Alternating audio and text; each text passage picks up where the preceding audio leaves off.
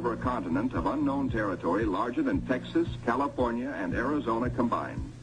Over freezing wastes without people, without life, without vegetation. Nature's most formidable challenge to man.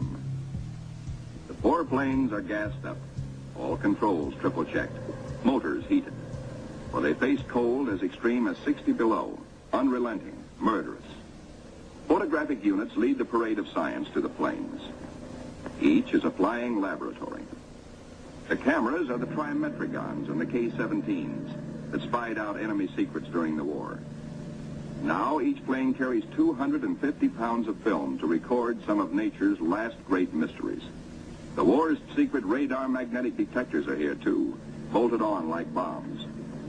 In war, their electronic impulses spotted minefields buried deep under the surface. Now they will read far below the ice, detect and identify minerals, coal, iron, precious ores. Byrd gets the words, "Ready, sir." He boards the leading plane, gives the command, "Take off." Crews hasten to rock the ships and thus free the skis frozen to the ice.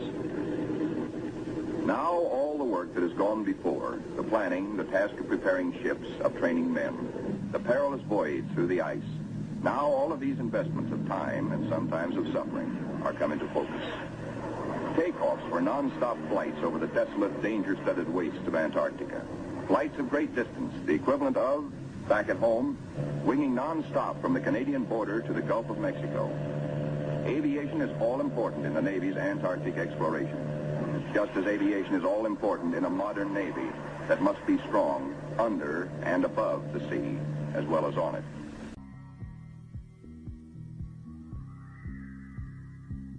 Shelf ice, Byrd leads his 4 planes in the long climb over pressure ridge areas, heading for the polar plateau, 10,000 feet up.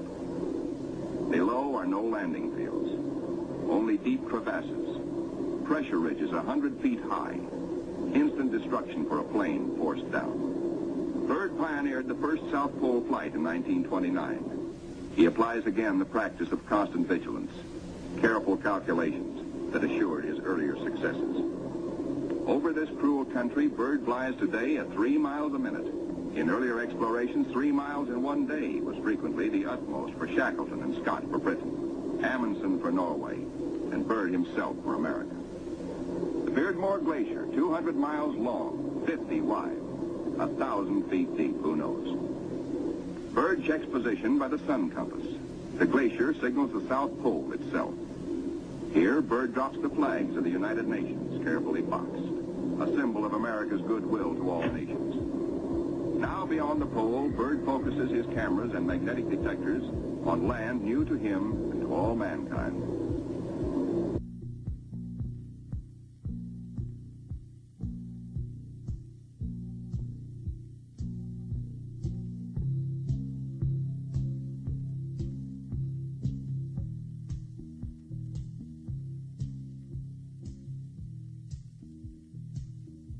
The pilot, Commander David E. Bunger, wipes his frosted windshield, a constant source of trouble in polar flying.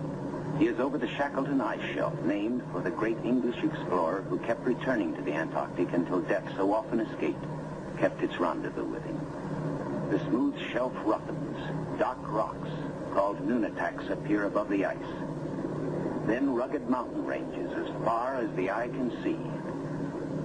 Byrd's planes, deep into the unknown, are the eyes of civilization, recording, evaluating, mapping.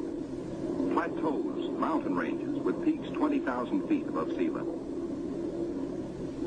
The trimetricon lenses, clicking overlapping exposures every 3 seconds, photograph from horizon to horizon. Coal, a mountain of coal. Byrd later declares Antarctic mines, if once tapped, could supply the world's coal needs for centuries. These official motion pictures can give only a cross-section of the miles of photographic records accumulated on this expedition by the Navy. The exposed mapping film will take 5 years to assemble. Amplifying these are the radar magnetic detectors, accurately recording mineral discoveries of immense value for the future use of all mankind. England, Norway, South Africa, Australia, New Zealand, South American countries, and Soviet Russia are claiming Antarctic territory. the United States recognizes no claim, and so far has made no formal claims for itself. But international policies cannot concern the Admiral now. His duty is to keep his flying laboratories functioning, to fulfill his dream of a lifetime. The word "gas half gone, sir," comes from the engineer tabulating fuel tank readings. Byrd radios his pilots, return to base. By the third leg of their triangular course, the planes head back for Little America. Byrd's plane takes the widest swing fuel permits as the lenses of the Trimets continue recording new territory. This is the last big flight. Byrd is determined to record the maximum possible. One by one, the planes swing in over Tent City. Flight operations checks them in and safely down. Plane 2, plane 3, plane 4. But not plane 1. Byrd's plane is yet to be accounted for. Byrd is missing.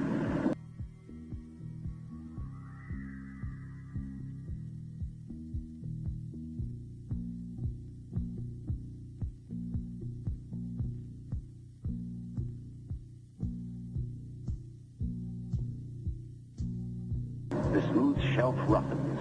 Dark rocks, called nunataks, appear above the ice. Then rugged mountain ranges as far as the eye can see.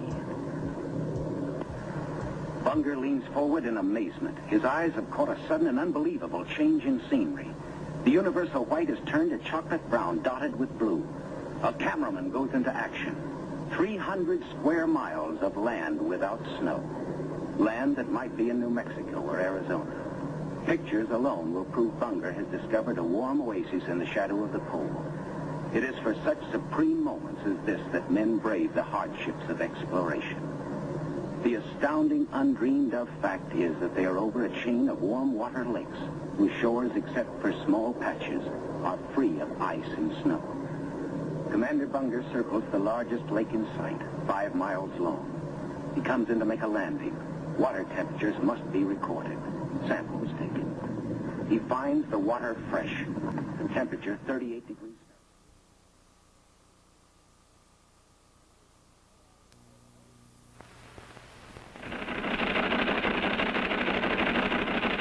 It's time for the Longines Chronoscope, a television journal of the important issues of the hour, brought to you every Monday, Wednesday, and Friday.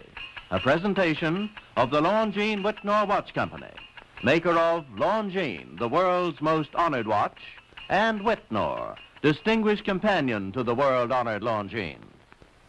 Good evening, this is Frank Knight. May I introduce our co-editors for this edition of the Longines Chronoscope? Larry Lasser, CBS News correspondent, and Kenneth Crawford, National Affairs Editor of Newsweek magazine. Our very distinguished guest for this evening is Admiral Richard E. Byrd. The North Pole used to be a no-man's land, but these are the days when, by buying a ticket on a commercial airliner, you can fly across the North Pole and drink a cocktail at the same time. You know, only 60 or more years ago, about 35 years ago, our guest tonight found out whether there was any land north of the North American continent. He made that first discovery flight, and I must say that Admiral Byrd, our guest tonight, is not only our greatest living explorer, but he's been an inspiration to countless Americans. Admiral Byrd, you've been to both the North Pole and the South Pole. Is there any unexplored land left on this earth that might appeal to adventurous young Americans? Yes, there is. And not up around the North Pole, because it's getting crowded up there now, because they find out it's really usable, not only to live in, but militarily. But strangely enough, there's left in the world today an area as big as the United States that's never been seen by a human being. And that's beyond the pole on the other side of the South Pole from Middle America. And I think it's quite astonishing that there should be an area as big as that unexplored. That's a tremendous So challenge. there's a lot of adventure left down at the bottom of the world. Well, Admiral, do you hope to see that? I do. Well, Admiral, Yeah. would you say that since you've been to both the extremities of Earth, are these expeditions to such far-off places, are they getting easier because of modern techniques, or is danger still close at hand? Well, it's a little risky, but nothing like it used to be with the old slow planes and the small cruising radius where we had to put down bases. We replaced the dog teams, And of course, that was a big improvement. But now the planes go much faster and they are safer and they have a much bigger cruising radius. You haven't got the danger of a terribly heavy load. Admiral, an expedition to which I believe you're the advisor is now en route. What is that expedition doing? Well, that's the icebreaker Atka, and it's a reconnaissance expedition. It's going down to the South Pole area to make certain observations and to look for some bases. They will be back in April, and they will report back, and upon the information we get from that undertaking, we will base the bigger expedition that's to follow. Is that very definitely planned, or is that... That is being planned right now.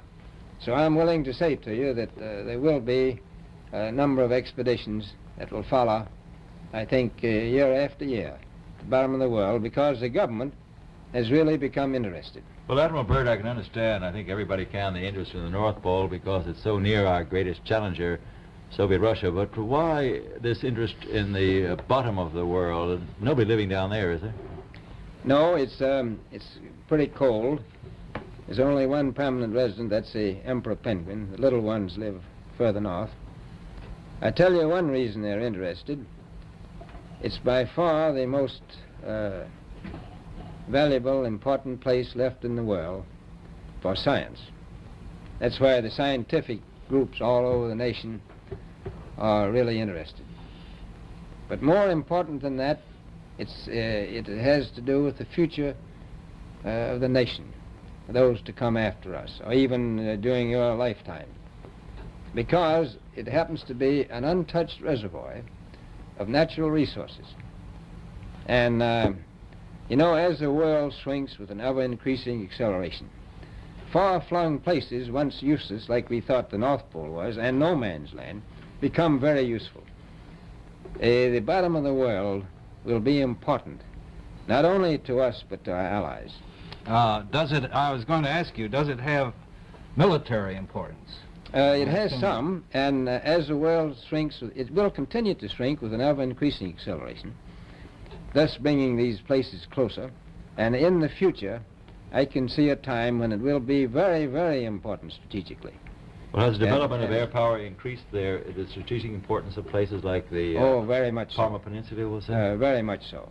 Even now, if anything happened and we lost the Panama Canal, we would have to control the islands just north of Antarctica, which are part of Antarctica, then between there and Cape Horn. I've heard it said that there are 7 continents in the world, and one of them has never been seen by a woman, and that's Antarctica. Is that actually true? Well, if the Parma Peninsula is an island, as far as I know, that's true. No woman's ever stepped foot upon the Antarctic continent, and it's the most peaceful place in the world. Well, I'm sure that won't last very long. I understand now that you're working with the Arnold Bread Company in charge of frozen foods. Now, is there any future for frozen foods down these frozen extremities? Well, I think the human race can be helped by that. This was thought out by Dean Arnold, who's, in my opinion, a great humanitarian. He learned that we went down there after 4 or 5 years and finished a meal that we had left there on the table when we had evacuated Little America. Everything was perfect, including the bread. So he got the idea of this frozen bread, and already he sent some to Europe, and it worked very well over there for some of the starving people. So you can store it down in the Antarctic and against the lean years, and you wouldn't have any people in the world really starving if you did that. Yes, in the event of an atomic war... You stay there forever. Admiral, you speak of the resources of Antarctica. What are they? What are the natural resources there? Well, we've found enough of coal within 180 miles of the South Pole in a great ridge of mountains that's not covered with snow, enough to supply the whole world for quite a while. Well, that's the coal. Now, there's evidence of many other minerals. We are pretty sure there's oil. Now, that coal shows the bottom of the world. Now, by far the coldest spot in the world. Where that coal is gets 100 below zero in the winter. Well, was once tropical. So we think there's oil there, and there's evidence, probably uranium there.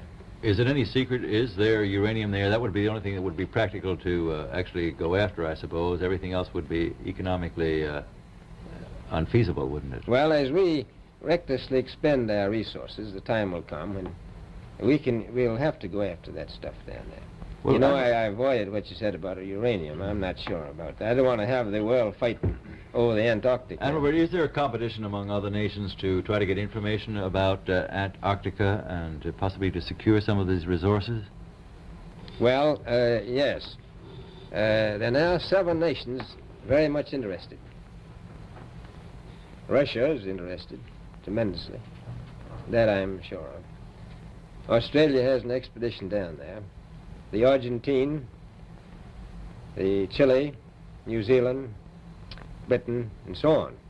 Now, you can understand those people down there being interested because they live down there, the New Zealanders, the Argentinians, the Chileans, and Australians.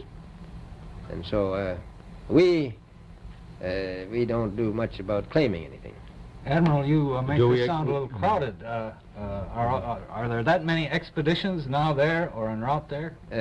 Well, you know, as I said, it's the most peaceful place in the world, but I don't think it will be for long because of this intense interest on the part of other nations and this nation.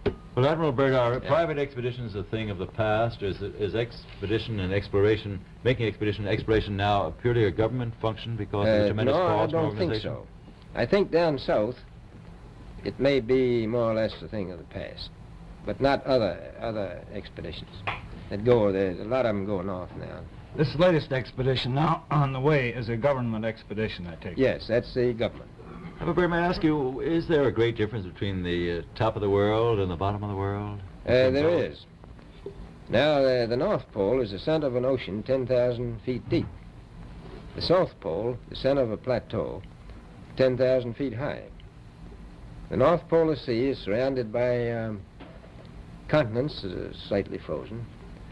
The Antarctic continent is surrounded by a belt of ice, frozen seas of at least 1,200 miles thick. Now, the South is a plateau. It gets, in some places, 14,000 feet up. I've been over areas about 13,000, and it's a little bit chilly up there. So there's that big difference between the top and bottom of the world. The North really isn't very cold up there on the Arctic Ocean. Not compared to the South. Admiral Byrd, we often hear it said that our young Americans now aren't as hardy as their forefathers. Do you think that Americans do measure up to the standards, the physical standards and morale standards of the past? I do. I don't believe that. I think they're just as hardy. Well, what would you say was the most valuable factor on expedition? Is it morale, or physical courage, or is it sheer equipment? Well, I've always thought that loyalty was by far the most important trait. The British told me that when I first went down in 28 that I couldn't possibly get through the winter night without a mutiny if I took more than 20 men. But to serve science, I had to take 42 men. Then I took 56 the next time, and so on. So, and I did find that loyalty was the most important thing during the winter night when it's very hard on your nerves. I think that's best trait. Well, that's a very valuable characteristic at any time. Well, thank you very much, Admiral Byrd. It's been a great pleasure to have you here tonight. It's a pleasure being here.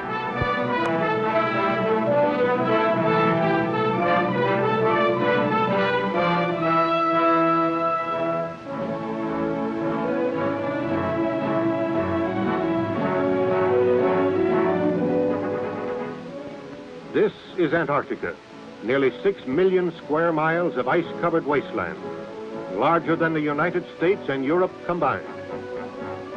Less than 1/3 of this great continent has been explored. Previous expeditions have discovered indications of coal, iron, and other minerals in this last frontier. Its mean elevation is 6,000 feet, but some of its mountain peaks rise above 15,000 feet. It is the highest and coldest continent in the world. In Antarctica, scientists hope to find the answers to many questions which will unlock secrets of the universe. The International Geophysical Year is a combined effort of scientists of more than 60 nations to gain knowledge of the Earth and related phenomena by worldwide simultaneous observation. One of the most extensive of all International Geophysical Year investigations is taking place in the Antarctic region, with 11 nations participating. In an effort to help find answers to these questions, the United States Antarctic Programs was conceived, and by direction of the President of the United States, Rear Admiral Richard E. Byrd, veteran polar explorer, was named officer in charge. The Navy was assigned the task of logistic support for the program.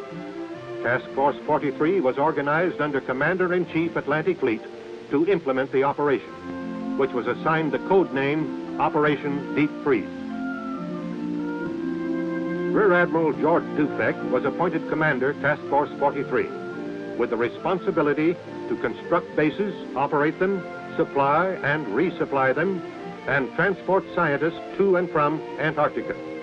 The major objectives of Operation Deep Freeze 1 were to establish a main IGY base near the site of the former Little Americas and an air facility at McMurdo Sound, investigate Marie Byrd Land and the South Pole for suitable scientific observation posts, to support a planned U.S. scientific program in the Antarctic, and provide logistic support for the United States participation in IG-1. The USS Arneb, a.k.a. 56, Admiral Dufek's flagship, was one of 9 ships constituting Task Force 43's ship group. The others were USS Wyandotte, a.k.a. 92, USNS Greenville Victory, USS Neskelen, AOG 55, and the icebreakers USS Edisto, AGB 2, USS Glacier, AGB 4, and the East Wind, a Coast Guard icebreaker. And finally, 2 yard oilers, the YOG 70 and 34, were each loaded with 270,000 gallons of aviation fuel to be used as Antarctic filling stations for the air unit. The Task Force Air Unit, Air Development Squadron 6, commanded by Commander Gordon Eby, consisted of 2 R-5D Skymasters, 4 R-4D Skytrains, 2 P-2B Neptunes, as well as 4 de Havilland Otters and 6 HO-4S3 helicopters carried aboard the task force's ships. At the Atlantic Fleet's Construction Battalion Center, Davisville, Rhode Island, a special mobile construction battalion was commissioned by Admiral Dufek, with Commander Herbert Whitney, commanding officer of the unit. These Seabees had the responsibility of constructing all of the bases in the Antarctic. They were trained in cold weather construction. But the Antarctic, notorious for its unpredictability, will pose many problems for them. Here, Commander Whitney reads his orders, assigning him as commanding officer. Mrs. Dufek is accorded the honor of carrying Old Glory in the changing of the colors ceremony.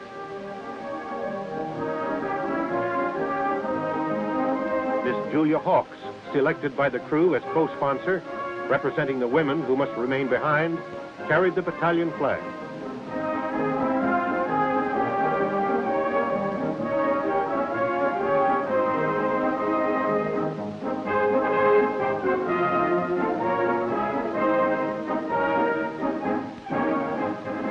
Families and friends are afforded an opportunity to see some of the unique equipment that will be carried on the expedition. It's a 10,000-mile trip down there. And in 3 months, this weasel will be moving across the polar plateau.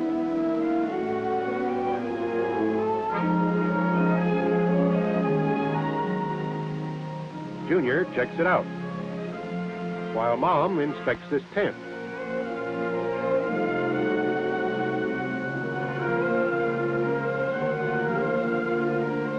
The roller will be used to build airstrips on snow-covered ice fields.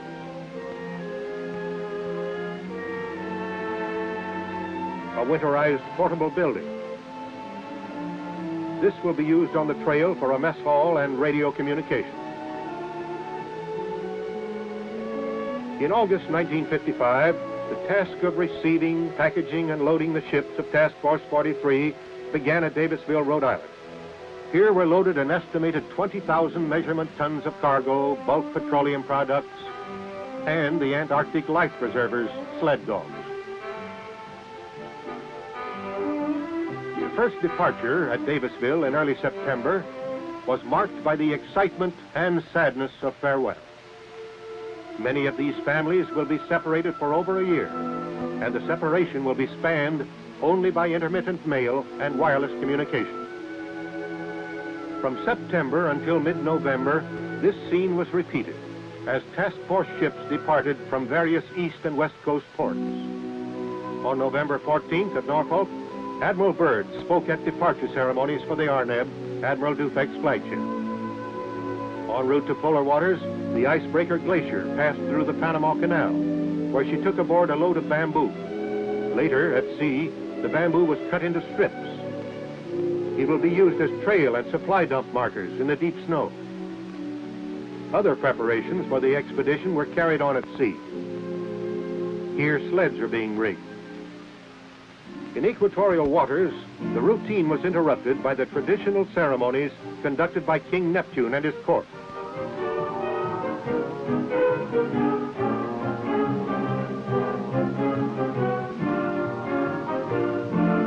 The pollywogs were put through the appropriate ritual of initiation required of all sailors crossing the equator for the first time.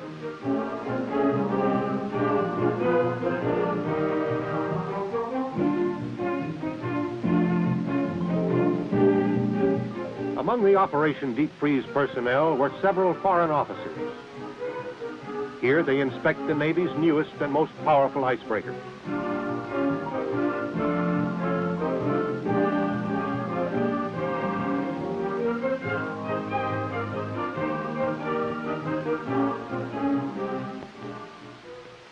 In warm tropical waters, religious services were conducted on the open deck.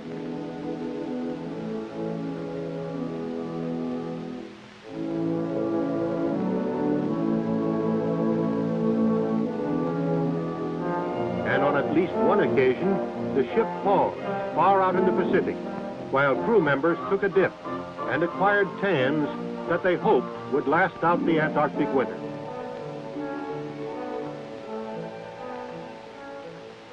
The crew of the little YOGs were deprived of many of the comforts and conveniences offered by the bigger ships.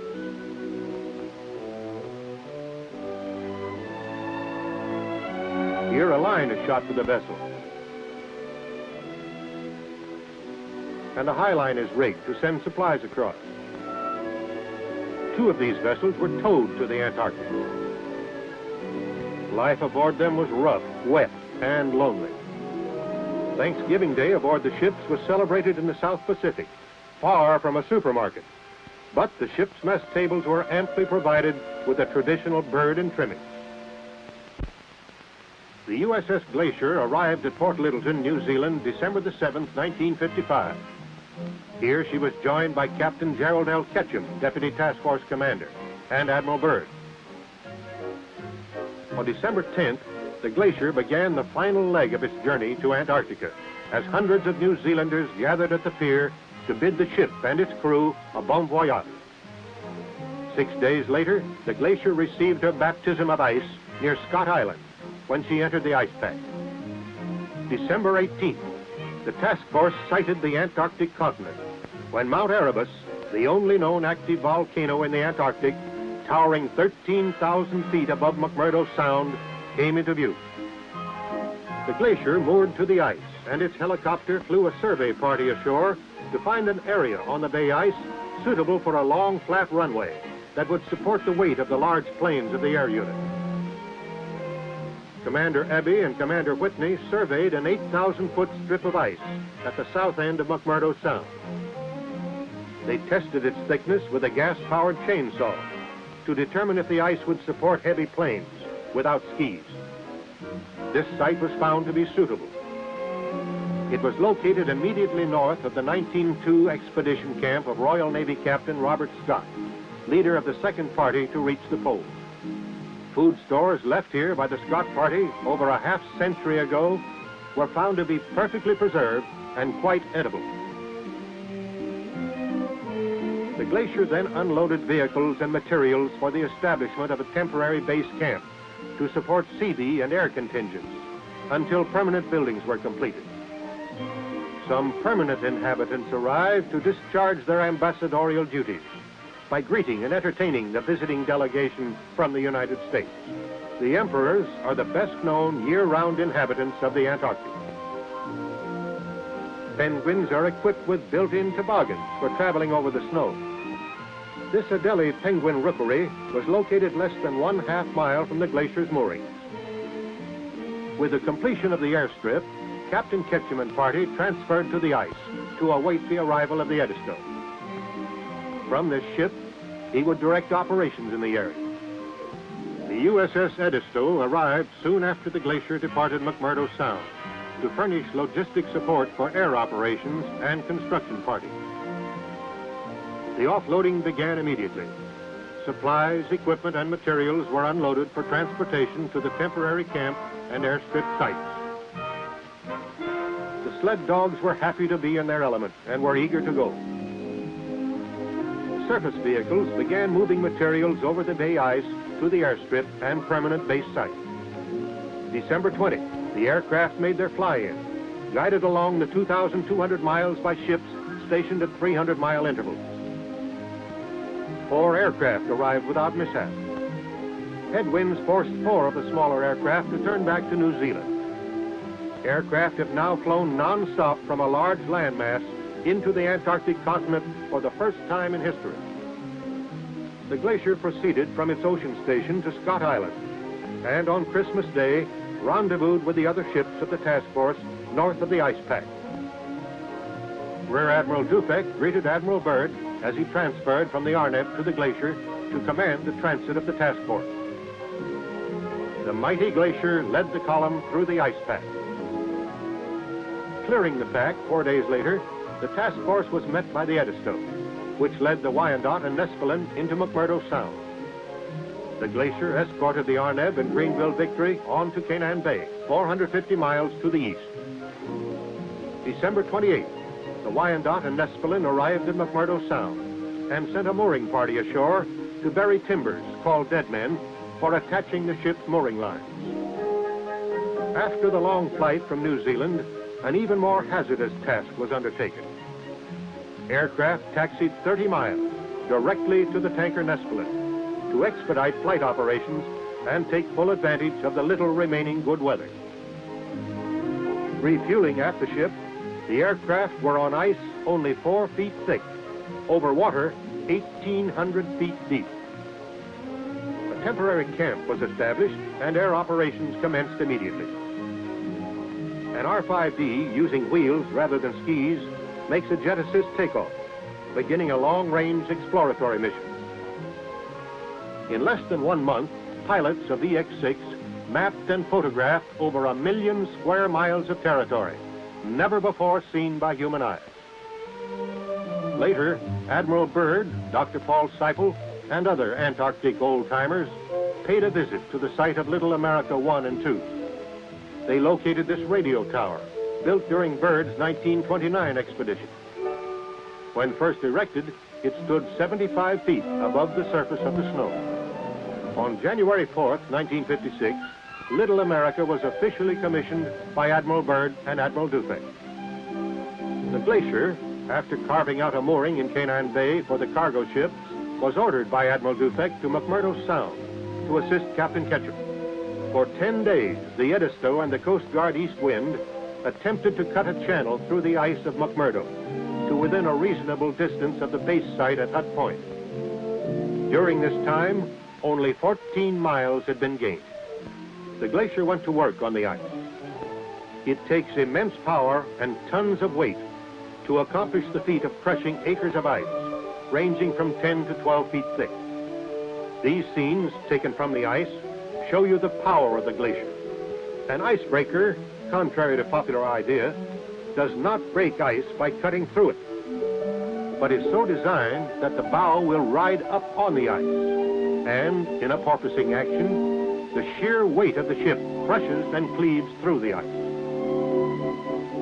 In 48 hours, she came within 6 miles of the base and established an offloading point and a turnaround circle.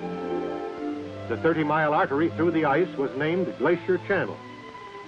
Since bay ice did not move out into the open sea as anticipated, it was too risky to bring the cargo ships into the channel. Therefore, the 3 icebreakers were required to shuttle supplies from the ships through the channel to the offloading point. Here at Glacier Point, the cargo is unloaded for transfer to the base site. The unloading operation involved a calculated risk. The Glacier's cargo handling equipment, designed for only 12 tons, lowered a 24-ton V8 tractor. The risk paid off. Cargo moved the 6 miles to the camp, loaded in tractor trains. This operation involved many hazards because of the treacherous bay ice.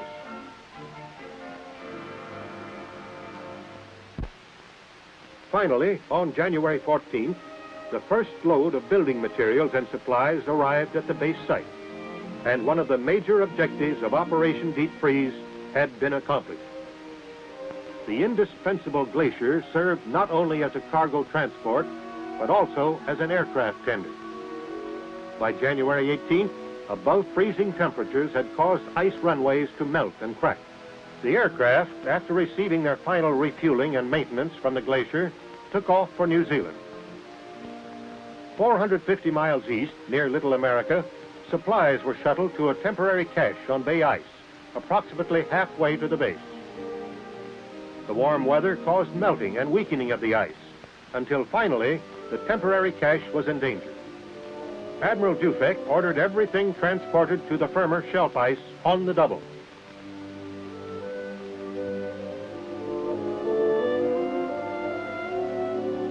Every available tractor, carry lift, and helicopter was pressed into use.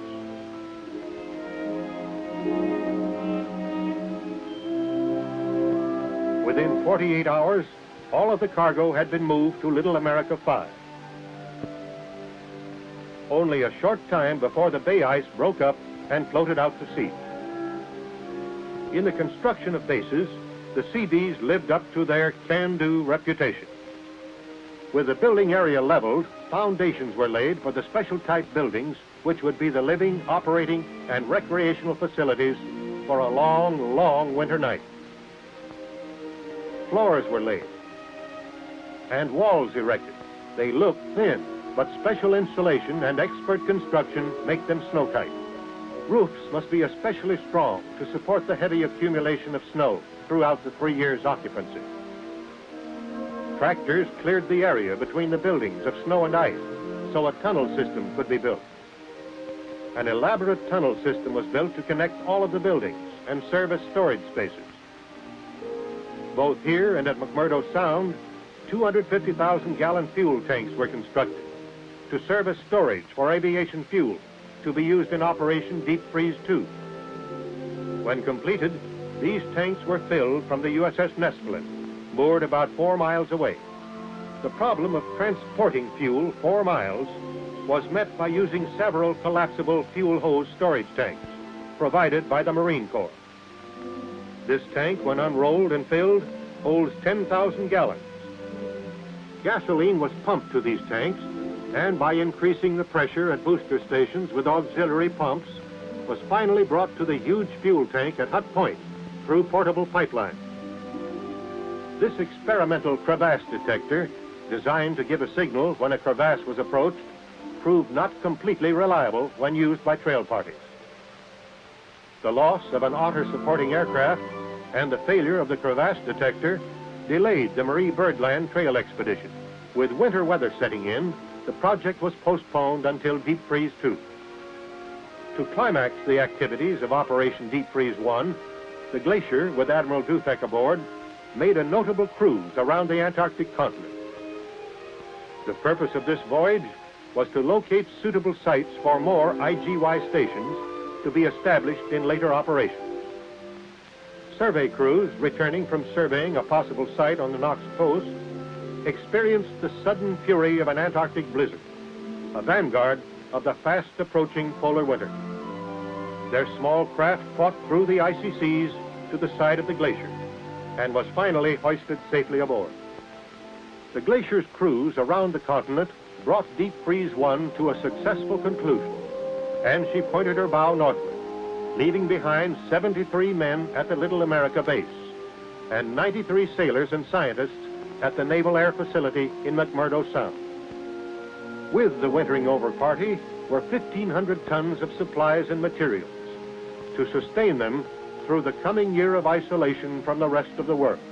Some of these materials will go into the construction of bases at the South Pole and Marie Byrd Land before ships return to the Antarctic. At the base of Observatory Hill, men prepared for the bitter cold and the violent winds of the long winter night. And at sea, the Glacier plunged northward into warmer, ice-free waters. Her destination, the United States, where she would be fitted out for Operation Deep Freeze 2.